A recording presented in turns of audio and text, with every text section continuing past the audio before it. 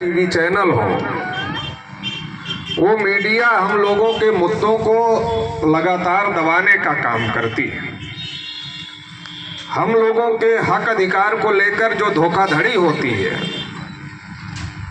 उसको छुपाया जाता है, उसको दबाया जाता है, इसलिए वो बात समाज के लोगों तक पहुंच नहीं पाती है। और जब समाज के लोग अपने हक अधिकार के बारे में नहीं जानेंगे, उनके साथ क्या गलत हो रहा है, क्या सही हो रहा है, ये नहीं जानेंगे, तो अपने हक अधिकार की लड़ाई नहीं लड़ सकते। और उनको गुमराह करके जो लोग उनके खिलाफ में काम कर रहे हैं, वही लोग उनका वोट ले रहे हैं, वही लोग उनका सपोर्ट ले रहे हैं। और हमारे ही वोट और हमारे ही सपोर्ट से देश और प्रदेश में जो सरकारें बनी हैं और बन रही हैं, वो सरकारें हमारे वोट से, हमारे सपोर्ट से बन रही हैं और हमारे लोगों के खिलाफ ही काम कर रही है। मतलब ये भी अपने आप में एक अजीब बात है, ये भी अपने आप में एक सोचने और समझने की एक अजीब बात है कि लोकतंत्र में हम लोग जिनको सपोर्ट कर रहे हैं, सपोर्ट करके जिनकी सरकार बना रहे हैं, वही लोग हमारे हित में काम करने के लिए तैयार नहीं। मान लीजिए इस देश में ओबीसी की आबादी जब अंग्रेज थे इस देश में तो 52% थी।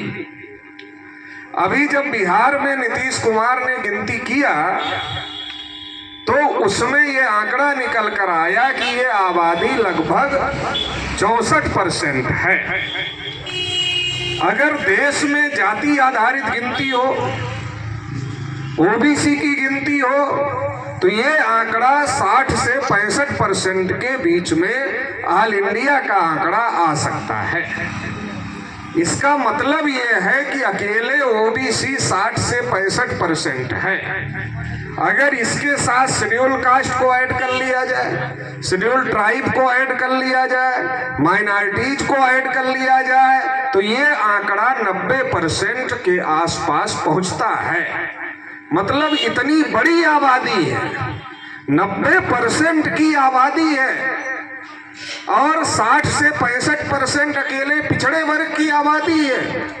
तो हम ये कह सकते हैं कि हमारे वोट के बगैर, हमारे सपोर्ट के बगैर ना तो प्रदेश में कोई सरकार बना सकता है और ना ही केंद्र में कोई सरकार बना सकता है। कोई भी सरकार बनेगी तो हमारे वोट और हमारे सपोर्ट से ही बनती है। अब जब हमारे वोट, हमारे सपोर्ट से सरकार बन रही है, तो फिर वो हमारे हित में काम क्यों नहीं कर रही? ये बड़ा सवाल है। आजादी को 78 साल हो गए। 78 साल की आजादी में देश में जानवरों की गिनती हो रही है, कुत्तों की भी हो रही है। और ट्रेन और बसों में जब हम लोग यात्रा करते हैं तो ताली बजाकर पैसा मांगने वाली एक जमात है, उसको आप लोग क्या बोलते हैं? हाँ, तो जो भी बोलते हैं उनकी भी हो रही है। लेकिन इस देश में पिछड़े वर्ग के लोगों की गिनती नहीं हो रही है। आबादी 60 से 65%, गिनती 78 साल में नहीं हो रही। जब आजादी को 75 साल पूरा हुआ तब देश में आजादी का अमृत उत्सव मनाया गया और हर गांव में, हर ग्राम पंचायत में, हर सरकारी डिपार्टमेंट में ये उत्सव आयोजित किया गया। और उसमें ताली बजाने के लिए बैकवर्ड क्लास के लोगों को, शेड्यूल कास्ट के लोगों को, शेड्यूल ट्राइब के लोगों को बुलाया गया। हमारे लोग गए भी आजादी के अमृत उत्सव में शामिल होने के लिए। सरकारी निर्देश भी था, प्रधान जी को मनवाना ही था, तो मनवाया, ताली भी बजाया। तो 75 साल में आजादी के अमृत उत्सव में ताली बजाने पहुंच गए, मगर ये पूछने नहीं जा पाए कि ये 75 साल की आजादी में हमारी गिनती क्यों नहीं हुई। जो आजादी के अमृत उत्सव में शामिल थे उनमें से कुछ लोगों को हमने पूछा, कहाँ गए थे? कहा आजादी का कुछ मनाया जा रहा था। तो हमने कहा क्या मनाया जा रहा था? तो उसमें से कुछ कह भी नहीं पा रहे थे। अमृत उत्सव मनाया जा रहा था। तो हमने कहा अमृत उत्सव मनाया जा रहा था? कहा हाँ हाँ वही मनाया जा रहा। तो हमने कहा क्यों मनाया जा रहा था? कहा आजादी का कुछ हुआ है इसलिए मनाया जा रहा था। तो हमने कहा आजादी के 75 साल पूरे हो गए हैं, इसलिए आजादी के 75 साल पूरा होने पर इस देश का जो शासक वर्ग है उसका उत्सव मना रहा है, अमृत उत्सव मना रहा है। इसका मतलब समझते हो? कहा हम इतना कहां समझते हैं, आप ही समझा दीजिए। तो हमने कहा 75 साल की आजादी से कुछ अमृत निकला होगा जिसके लिए उत्सव मनाया जा रहा है। तो आप भी उसमें गए तो अच्छी बात है, जाकर ताली भी बजाया वो भी अच्छी बात है, लेकिन ये पहले पता कर लेते कि आजादी के 75 साल में आजादी से जो अमृत निकला उस अमृत में ओबीसी के लोगों को कितना अमृत मिला, एससी के लोगों को कितना अमृत मिला, एसटी के लोगों को कितना अमृत मिला, ये पता कर लेते। अगर कुछ हम लोगों के हिस्से में भी आया होता तो जरूर जाकर ताली बजाना चाहिए। अगर फायदा हुआ है तो ताली बजाना चाहिए, लेकिन अगर नहीं आया है तो ताली बजाने की जरूरत नहीं। वो लोग चाहते तो ताली बजाने वाली जो जमात है उससे ताली बजवा सकते थे, लेकिन उससे बजवाने में मजा नहीं आता है। जिसका सत्यानाश किया जा रहा है उसी से ताली बजवाया जाए तो ताली बजवाने का आनंद ही कुछ और आता है। तो सत्यानाश भी हमारा और ताली भी हम ही से बजवाई जाती है। जैसे कोविड में लोग हजारों किलोमीटर चले और ताली और थाली भी पिटवा लिया, तो हमारे लोगों को बुद्धि का प्रयोग करना चाहिए जो कि थोड़ा कम कर दे। बुद्धि का प्रयोग, एक आदमी होता है और एक जानवर होता है। जो आदमी होता है उसके पास विवेक बुद्धि होती है। विवेक बुद्धि क्या होती है? विवेक बुद्धि का मतलब ये है कि अपनी बुद्धि से सोच सकता है कि ये बात सही है कि ये बात गलत है, ये काम हमारे फायदे में है कि ये काम हमारे नुकसान में है। वो सही गलत में परख कर सकता है, अच्छे बुरे में परख कर सकता है, हित अहित में फर्क कर सकता है। ये विवेक बुद्धि वाला कर सकता है, जानवर नहीं कर सकता है। विवेक बुद्धि वाला कर सकता है। जो जानवर है उसके अंदर सहज बुद्धि होती है, विवेक बुद्धि नहीं है। लेकिन अगर आदमी विवेक बुद्धि ना लगाए तो, अगर इसका प्रयोग ना करे तो आदमी जानवर से खराब स्थिति में पहुंच जाता। कैसे? मान लो एक गाय को बछड़ा हुआ, तो बछड़े को उठाकर आपने पानी में डाल दिया, तो बछड़ा डूब जाएगा कि तैर कर पार हो जाएगा? तैर कर, नदी है, तालाब है, नहर है, जो है पानी को पार कर जाएगा। लेकिन एक आदमी को उठाकर डाल दो, फिर क्या होगा? आदमी डूब जाएगा। क्यों? कब तक? जब तक वो अपने इसका प्रयोग नहीं करेगा कि पानी के अंदर जाने के बाद तैरा कैसे जाता है, कैसे अपने शरीर को बनाना है कि पानी का जो भार है उससे कम हल्का शरीर का भार हो जाए, तभी तो पानी के ऊपर टिका रहेगा। तो ये विवेक बुद्धि का मामला है। अगर आदमी विवेक बुद्धि ना लगाए तो जानवर से बदतर हो जाता है। 78 साल में ओबीसी के बहुसंख्यक लोग इसका प्रयोग नहीं कर रहे हैं, इसलिए जानवरों की गिनती हो रही है मगर ओबीसी की गिनती नहीं हो रही है। जानवर गिना जा रहा। अभी कुछ दिन पहले टीचरों ने बताया कि कुत्ता गिनने के काम पर उनको लगा दिया, मतलब गांव-गांव कुत्ता गिनो, कुत्ता गिने, फिर SIR किए। अभी ट्रेनिंग चल रही है जनगणना की, तो पढ़ाएंगे क्या? अब कुत्ता गिन रहे हैं, SIR कर रहे हैं, जनगणना कर रहे हैं, तो पढ़ाएंगे? तो सरकार सोच रही जितने पढ़ लिए हैं यही सरदर्द बने, ज्यादा पढ़ लेंगे तो और सरदर्द हो जाएगा। क्योंकि जब पढ़ा लिखा आदमी होगा तो कोई नेता वोट मांगने जाएगा तो पूछता है क्या कर रहा मोदी, सब तो बेच दे रहा है, सरकारी नौकरी खत्म हो रही है, आरक्षण खत्म हो रहा है, वोट मांगने आ गए। पढ़ा लिखा आदमी ऐसा बोलता है, और जो पढ़ा लिखा नहीं है वो कैसा बोलता है, क्या मिलेगा, क्या मिलेगा, पूछता क्या मिलेगा। अभी तक पुरुष ही पूछते थे क्या मिलेगा, क्या लेके आए, और महिलाएं भी पूछने लगी, थोड़ा डेवलपमेंट बढ़ गया है। पहले पुरुष पूछता था क्या मिलेगा, तो पुरुष क्यों पूछता था, सीसी का जुगाड़ हो जाएगा, नहीं हो जाएगा, इसके लिए पूछता था। तो अभी सरकार क्या कर रही है, स्कूल चौपट कर रही है, स्कूल चौपट कर रही है, सत्र बीत जाता, किताब नहीं आती है, और दारू का ठेका हर जगह खोल ले। पहले अलग अलग था, अब कंपोजिट कर दिया, ज्यादा कष्ट उठाने की जरूरत नहीं है, एक के जगह पहुंच जाओ, हर प्रकार का मिल जाएगा। जिसके पास पैसा, पहले लोग चुप्पे से पीते थे, गांव गांव में कोई जान न जाए, जान जाएगा लोग कहेंगे दारू पीता है। अब चुप्पे उप्पे वाला मामला नहीं रह गया, अब मामला क्या है, अगर रुपया कम भी है सुबह ये पहुंच गया 50 रुपया लेकर, दूसरे का इंतजार करता है जितना बचा है वो मिलाने वाला कोई मिल जाए, तो ये मामला दोनों का मिला करके ये पूरा हो जाएगा, और ये पूरा हो जाएगा तो काम हो जाएगा। तो कहाँ ले जा रहे हैं आपके बच्चों को, आपकी आने वाली जनरेशन को सोचना पड़ेगा, समझना पड़ेगा।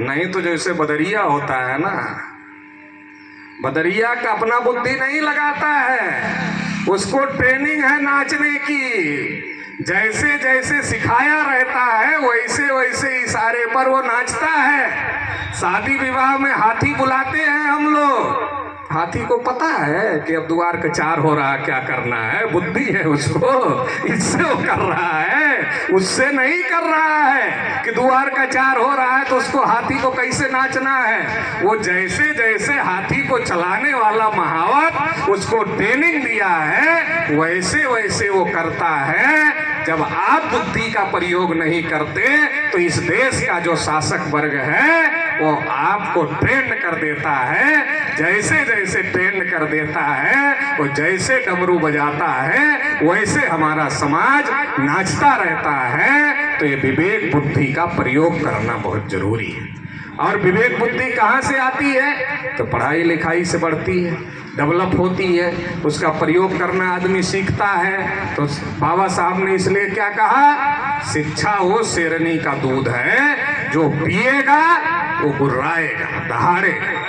तो जो पिए, जो पढ़े लिखे तो दहाड़ रहे हैं। कहाँ है हमारी नौकरी, कहाँ है हमारा आरक्षण, महिला आरक्षण लागू किया तो उसमें ओबीसी का कोटा क्यों नहीं दिया। जो पढ़ा लिखा है वो दहाड़ रहा है तो उधर दहाड़ रहा है, जो पढ़ा लिखा है, जो शेरनी का दूध पढ़ाई वाला पी लिया वो उनके ऊपर दहाड़ रहा है। तो कहे ये तो ज्यादा पढ़ लेंगे तो ज्यादा दहाड़ने लगेंगे तो हम सरकारें नहीं बना पाएंगे, तो वो कहे कि ये गड़बड़ काम है, तो कहे ये दूसरा वाला पिला दो, कंपोजिट वाला। अब ये पी लिया, अब ये पी लिया तो ये भी दहाड़ ही रहा है, ये ऐसा नहीं कि नहीं दहाड़ रहा है, ये दहाड़ रहा है। तो ये किसके ऊपर दहाड़ रहा है, ये दहाड़ रहा है अपने बीवी के ऊपर, दहाड़ रहा है अपने बच्चे के ऊपर, अपने माँ के ऊपर, अपने बाप के ऊपर। और केवल दहाड़ ही नहीं रहा, पीट भी रहा है। तो ये चल रहा है। आप अच्छी बात समझाने जाओगे तो कहेगी सब छोड़ो, बताओ कुछ लेके आए हो, कुछ जुगाड़ है कि नहीं है जुगाड़।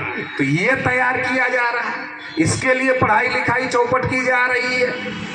और जो आपको हक अधिकार देना चाहिए वो नहीं दिया जा रहा।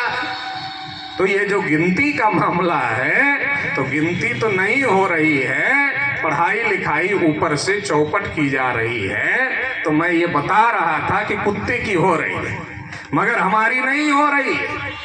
तो जब मैं बताता हूँ कुत्ते की हो रही, हमारी नहीं हो रही है, तो कुछ ओबीसी के लोगों को थोड़ा बेइज्जती लगती है, ये कुत्ते की हो रही, हमारी नहीं हो रही। थोड़ा तो कुछ इज्जत से बात होनी चाहिए, ये तो ज्यादा बेइज्जती वाली बात हो रही है। तो कुछ लोग हमको कहते हैं कि पटेल जी इतना कहने की क्या जरूरत है, आप इतना भी कह सकते हैं कि ओबीसी की गिनती नहीं हो रही है, थोड़ा ही कह दीजिए।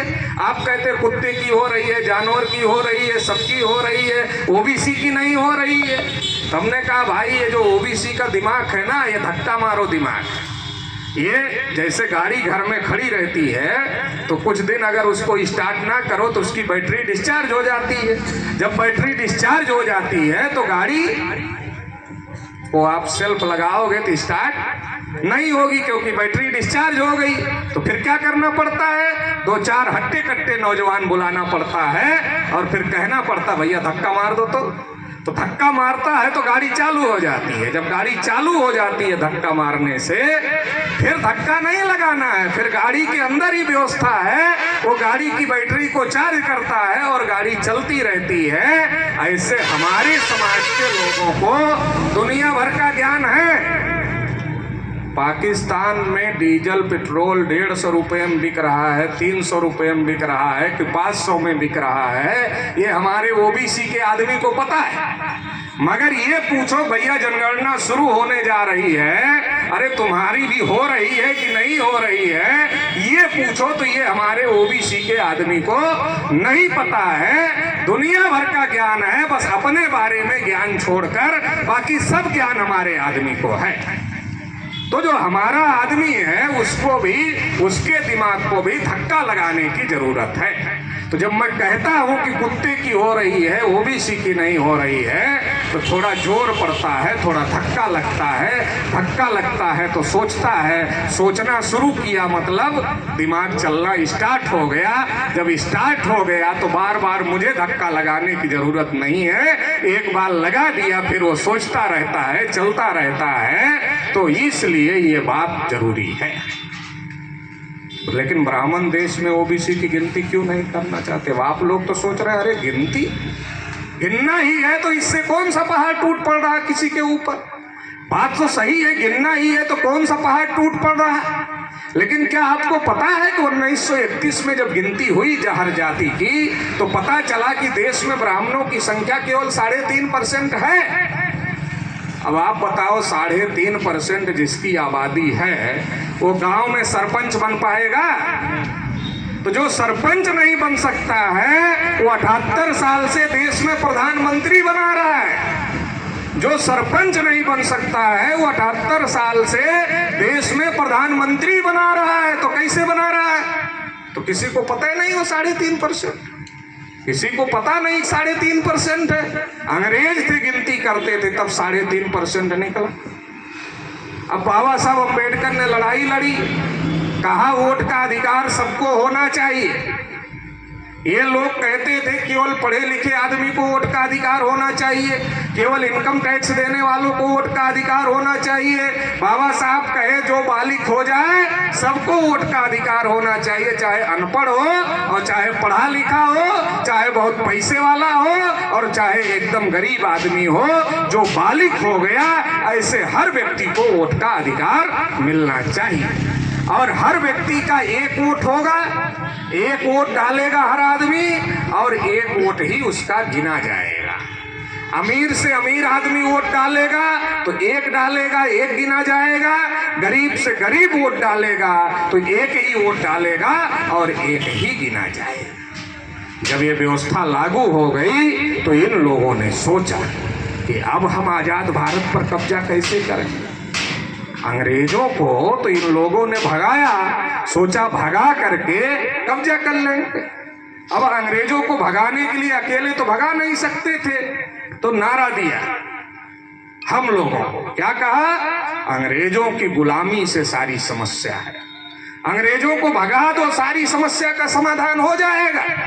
तो हमारे लोगों ने सोचा भगा देते हैं, जब अंग्रेजों से ही सब समस्या है तो अंग्रेजों को भगा देते हैं। तो बैकवर्ड क्लास के लोग, शेड्यूल कास्ट के लोग, शेड्यूल ट्राइब के लोग उस लड़ाई में शामिल हो गए और इसकी वजह से अंग्रेज देश छोड़कर चले गए। अंग्रेज देश छोड़कर गए 78 साल हो गए।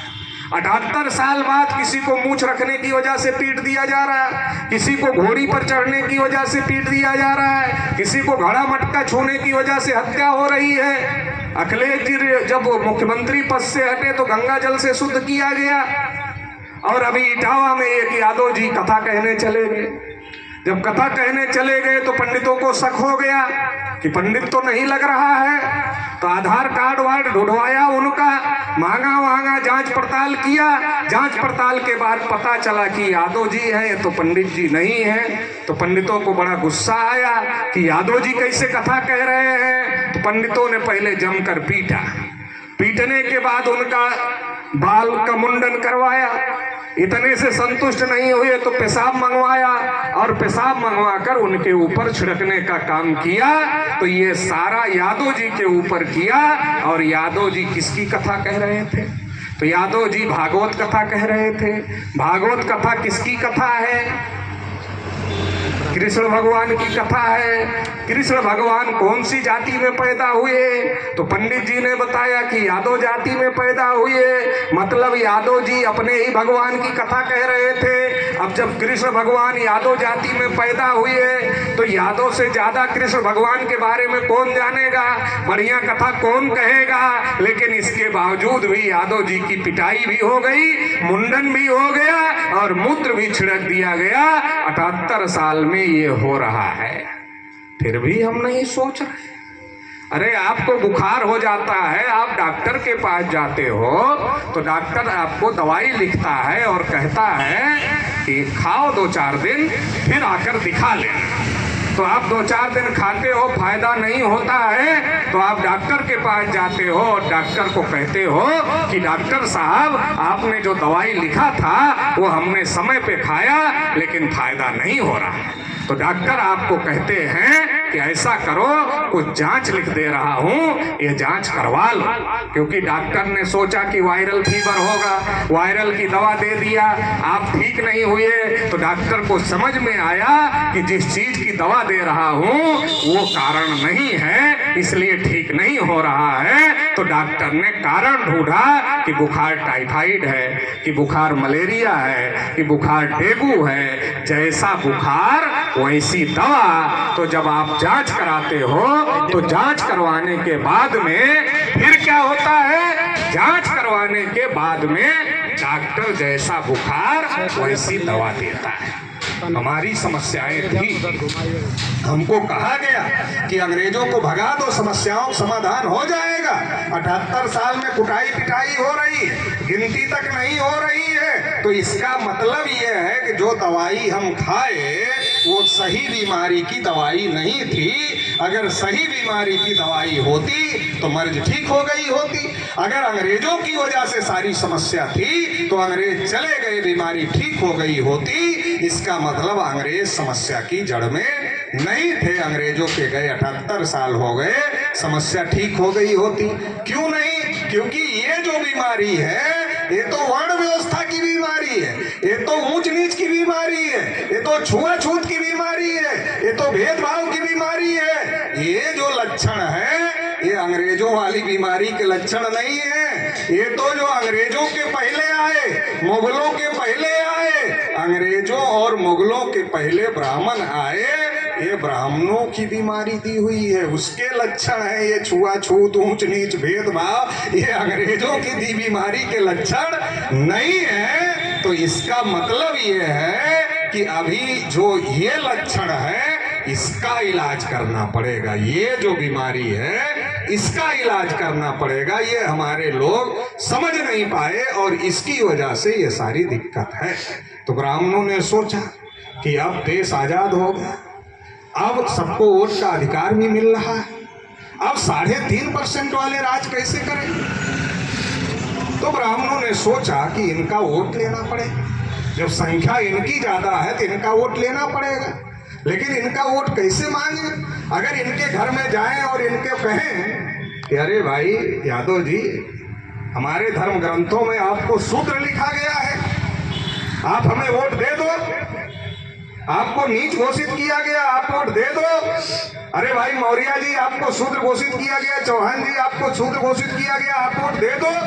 तो देगा, बोलेगा जब तुम्हारे ग्रंथों में और तुम लोगों ने हमको शूद्र और नीच घोषित किया है तो हम तुम्हें वोट क्यों दे दें? शेड्यूल कास्ट के आदमी के पास जाए, कहे भैया हमारे धर्म ग्रंथों में लिखा है तुम्हारी परछाई पढ़ने से हम लोग अपवित्र हो जाते हैं, हमें वोट दे दो। तो कहेगा भैया काहे वोट दे दे, जब इतना गलत तुम लोगों ने लिखा है हमारे बारे में तो काहे के लिए वोट दे दे? आदिवासियों के पास जाए और कहे भैया हम लोगों की पुरखों की वजह से तुम लोग जंगलों में रहने के लिए मजबूर हो गए, हमें वोट दे दो, वो कहेगा जब तुम्हारी वजह से हमारी इतनी दुर्गति है तो हम तुम्हें वोट क्यों दे दें। तो ब्राह्मणों ने सोचा कि सही बात बताकर वोट नहीं लिया जा सकता है, तो फिर क्या किया जाए। तो फिर वो लोग हमारे गली मोहल्ले में आए और नारा लगाना शुरू किया। क्या नारा लगाना शुरू किया? जात पात की करो विदाई, हिंदू हिंदू भाई भाई, तुम भी हिंदू हम भी हिंदू, गर्व से कहो हम हिंदू। हमारा आदमी देखा यार, ये आदमी परछाई नहीं पड़ने देता था, आज गांव में आ गया, गली में आ गया, मोहल्ले में आ गया, घर घर से अनाज मांग रहा है, थोड़ा थोड़ा आटा चावल दाल मांग रहा है, एक जगह खिचड़ी बनाकर खिला रहा है, कह रहा है जात पात की करो विदाई, हिंदू हिंदू भाई भाई, यार इकट्ठा कर रहा है। यार ये तो बहुत बढ़िया आदमी है, इसका साथ तो दे देना चाहिए। हमारे आदमी राजनीति समझ ही नहीं पाए, क्योंकि हमारा आदमी राजनीति करता नहीं है, धोखा करता नहीं है, भोला भाला आदमी है, वो समझ नहीं पाया। आप अपने समाज के आदमी को 80-20 के पास जाओ और अटेंडम में उसके कोई चीज पूछो, झूठ नहीं बोल सकता, सोच के बैठा होगा तभी झूठ बोल पाएगा, गारंटी से बोल रहा है।